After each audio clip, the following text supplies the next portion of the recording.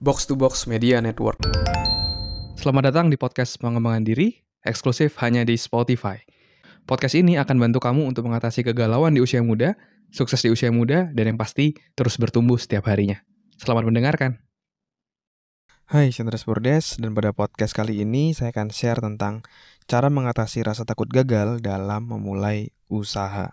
Ya, tapi sebelum itu, buat kamu yang mau sukses di usia muda dan bisa jadi jauh lebih produktif, silakan kamu bisa cek link yang ada di deskripsi.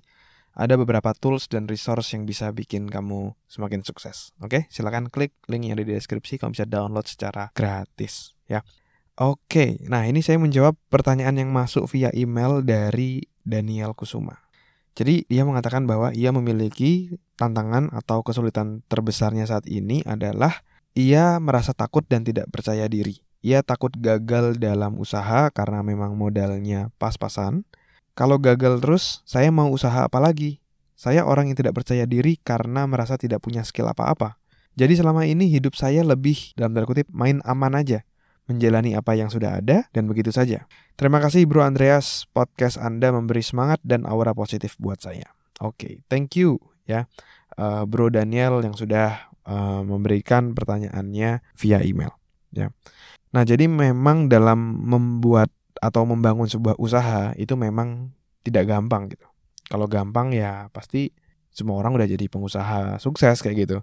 Namun karena memang tidak mudah, pasti orang-orang tertentu saja yang bisa kuat dalam menjalaninya yang bisa berhasil menjadi pengusaha atau menjadi seorang wirausaha yang pastinya menjalankan sebuah usaha ya.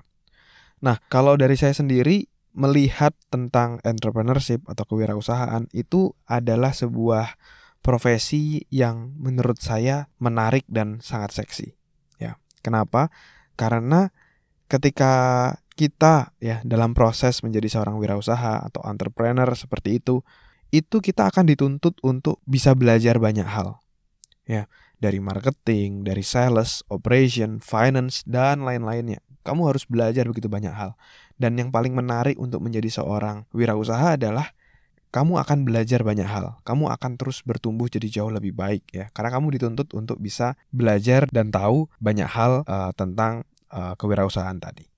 Nah, meskipun seperti itu, seperti yang saya bilang tadi di awal ya, tidak semua orang mampu untuk menjadi seorang entrepreneur atau wirausaha. Karena tidak semua orang itu mempunyai satu mental ini. Mental ini saya pelajari dari Tony Robbins, yaitu adalah resourcefulness.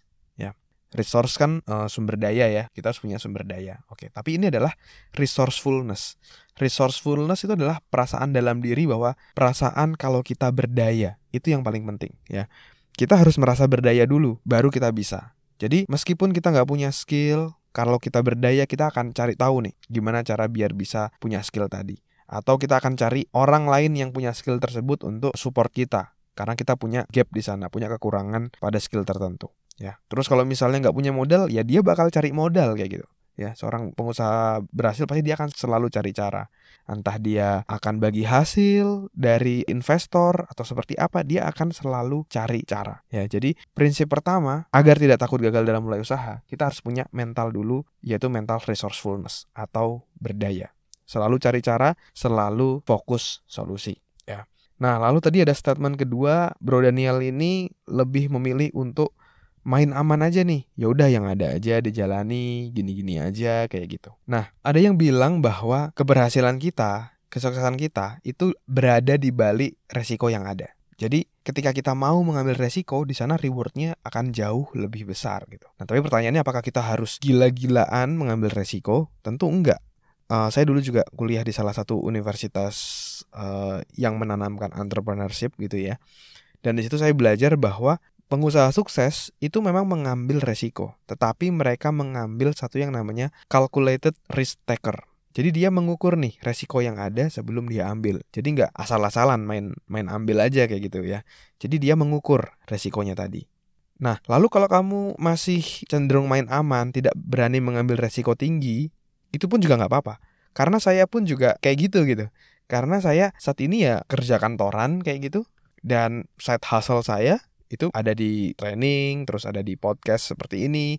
Ini juga jadi salah satu side hustle saya kayak gitu. Jadi memang nggak perlu untuk, kalau ibaratnya dulu ada yang bilang tuh bakar kapal gitu. Jadi benar-benar terjun langsung jadi pengusaha, meninggalkan semua pekerjaan dan lain-lainnya. Tapi itu malah justru seringkali jadi bumerang juga kayak gitu. Karena banyak juga yang sudah bakar kapal, ternyata di usahanya juga tidak berhasil. Itu juga ada seperti itu. Jadi kalau saya juga tipenya yang main aman juga gitu. Ibaratnya saya punya 2 kaki, satu kaki saya kerja kantoran, kaki lainnya saya punya side hustle yang juga sebenarnya sesuai dengan passion saya. Saya suka sharing kayak gitu ya. Jadi sebenarnya juga menyalurkan hobi saya kayak gitu. Jadi itu yang menariknya kalau kita juga usaha, tapi dalam bidang yang kita suka, dalam bidang yang kita passionate di sana. Jadi ngejalaninnya tuh menyenangkan gitu.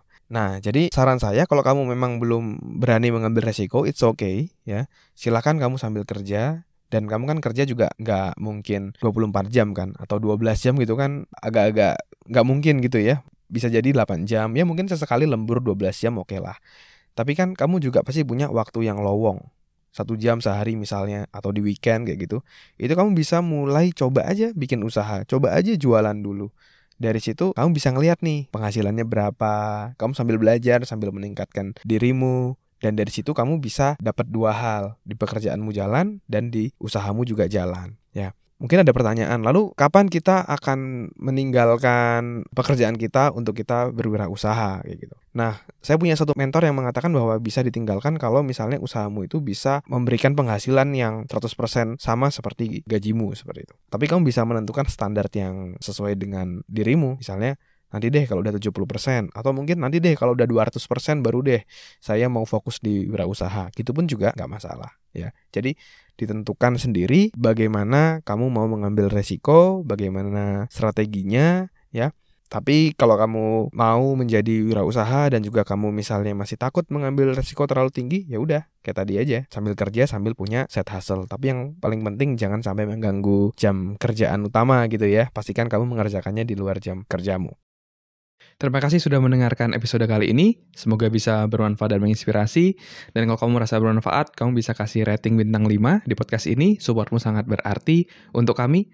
Dan juga kamu juga bisa share podcast ini ke sahabatmu, teman-temanmu, pacarmu, gebetanmu, saudaramu, agar orang-orang di sekitarmu bisa jadi jauh lebih baik dan terus bertumbuh setiap harinya. Dan kamu bisa juga share di Instagram, di Instastory, silakan mention @andreasbordes, nanti saya akan repost. Dan buat kamu yang mau belajar bikin podcast, kamu bisa bikin podcastmu sendiri di anchor.fm. Buat kamu yang mau belajar cara detailnya, dari gimana menentukan tema podcast, gimana cara upload podcast di anchor.fm, sampai gimana agar kamu bisa konsisten bikin podcast, kamu silakan cek konten eksklusifnya, tutorial yang sudah saya buat, silakan klik link yang ada di deskripsi. Terima kasih semuanya. Never stop learning, because life never stop teaching.